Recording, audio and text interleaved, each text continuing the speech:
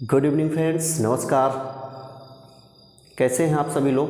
आशा करता हूं आप सभी लोग बिल्कुल ठीक होंगे।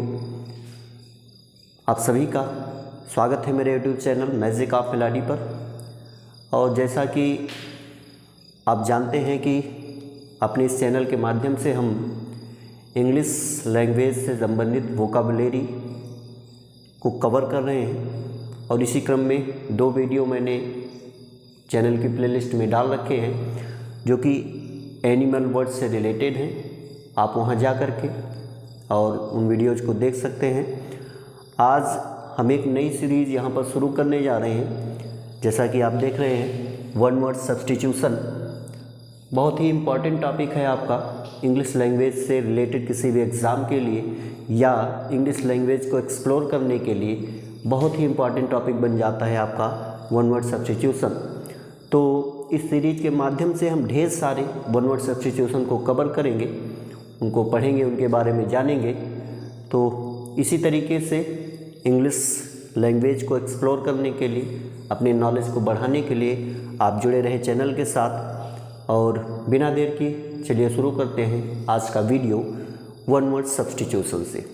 जी हाँ, और आज का हमारा पहला जो सेंटेंस है वन वर्ड सब्स्टिट्यूशन का, वो लीजिए आपके सामने हाजिर है। जो फर्स्ट सेंटेंस है, a place where animals are slaughtered for consumption as food.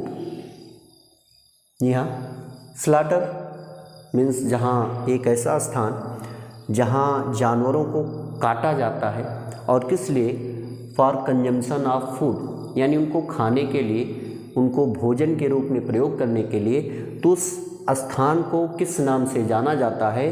तो दोस्तों, उस स्थान को कहा जाता है एबेटोयर। एबेटोयर कहा जाता है, हिंदी में उसी को कसाई खाना कहते हैं।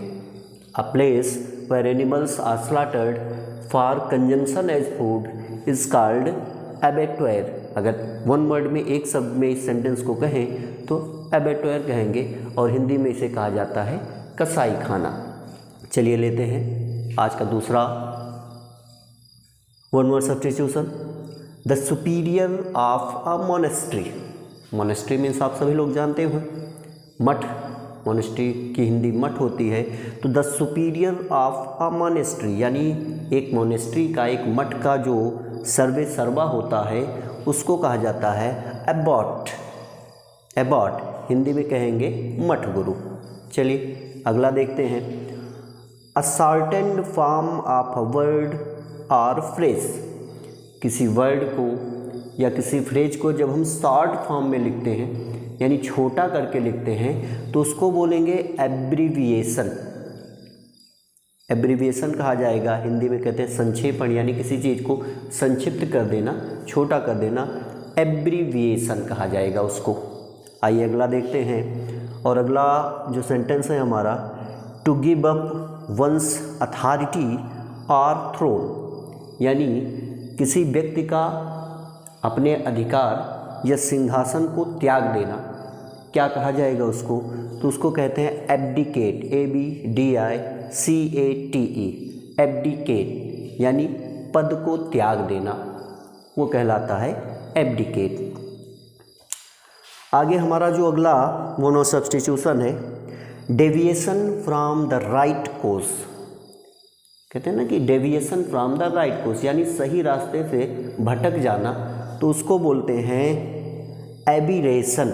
ध्यान रखिएगा दोस्तों, ये एब्रीविएशन और एबिरेशन की स्पेलिंग में थोड़ा सा डिफरेंस है, बाकी लगभग वर्डिंग वही है, कैरेक्टर्स वही हैं, थोड़ा सा केवल ऑर्डर का डिफरेंस है, तो इसको आप ध्यान रखेंगे। The deviation from the right course is called aberration. Aberration कहा जाता है उसको, हिंदी में कहेंगे असामान्य, यानी जो सामान्य ना हो उसको बोलेंगे असामान्य, एबिरेशन।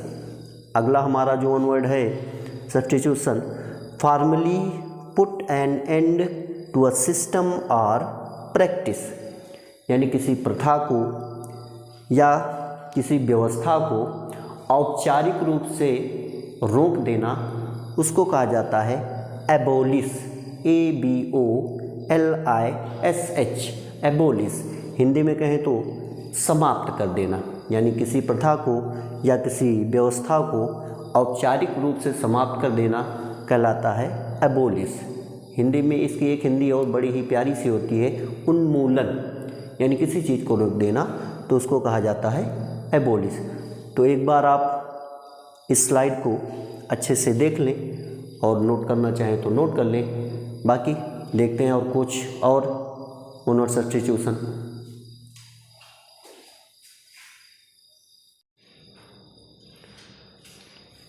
अगला वन वर्ड सब्स्टिट्यूशन है हमारा the original inhabitants of a country. Inhabitant means होता है निवासी और ओरिजिनल मीन्स वास्तविक।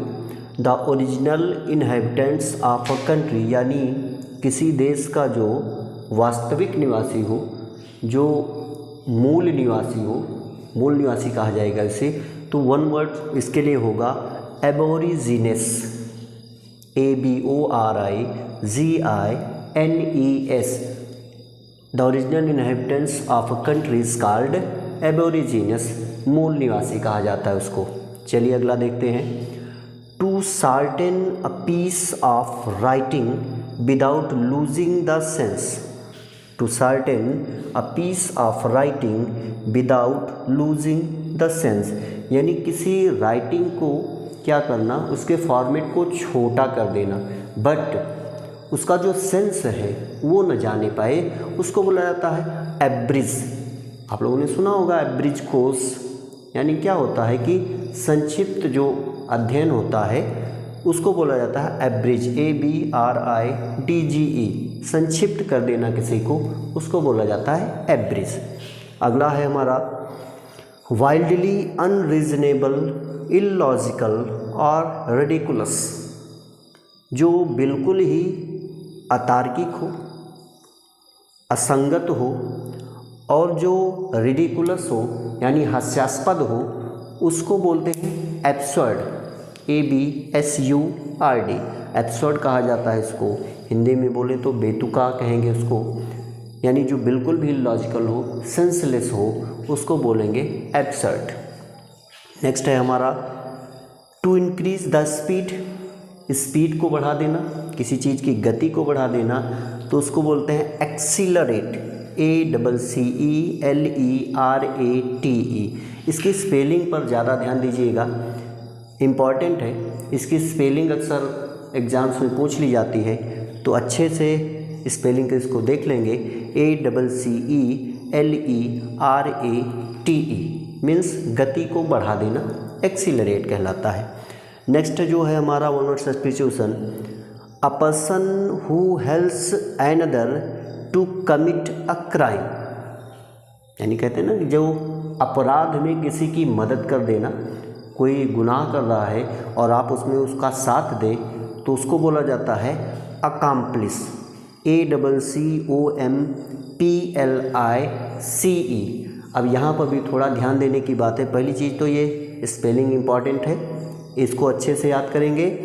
और दूसरी चीज़ क्या है, देखिए लास्ट में इसमें आया है CE, ACCOMPLICE, यानी जब ये CE से एंड होगा तो इसका मतलब होता साह अपराधी, means the partner in a crime. और अगर ये लास्ट में SH आ गया, ACCOMPLISH से एंड हो रहा है, तो उसका मतलब होता है पूरा करना, टू कंप्लीट समथिंग। तो ये ध्यान रखेंगे कि अगर ये SH से एंड हो रहा है तो पूरा करना, और अगर CE से एंड हो रहा है तो इसका मतलब होगा साह अपराधी, यानी अपराध में साथ देने वाला।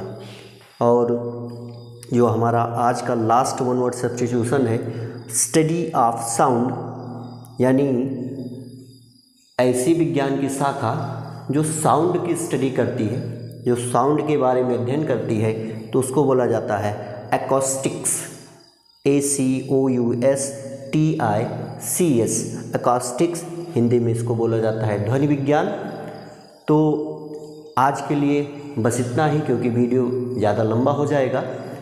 आप इनको नोट डाउन कर लेंगे और अच्छे से इनको याद कर लेंगे। बाकी कुछ और वन वर्ड सब्स्टिट्यूशन के साथ मिलते हैं आपसे अगले वीडियो में। टिल देन खुश रहिए, व्यस्त रहिए, मस्त रहिए, लाइफ को एंजॉय करते रहिए और अपने दोस्त दिनेश कुमार उपाध्याय के साथ ऐसे ही इंग्लिश लैंग्वेज के नॉलेज को बढ़ाते रहिए। और हाँ, वीडियो अच्छा लगे तो कमेंट करके बताइए। आपका अगर कोई सुझाव हो, कोई राय हो तो आप उसको निश्चित तौर पर कमेंट के माध्यम से हमारे पास पहुंचाइए। और चैनल को सब्सक्राइब करिए, ज़्यादा से ज़्यादा लोगों के पास शेयर करिए, बेल आइकॉन प्रेस करिए ताकि जब भी कोई भी वीडियो अपलोड हो तो सबसे पहले आप तक पहुंच सके। तो दोस्तों, इसी के साथ आपसे विदा लेते हैं और मिलते हैं अगले वीडियो में। Till then bye bye, have a good night, sweet dreams.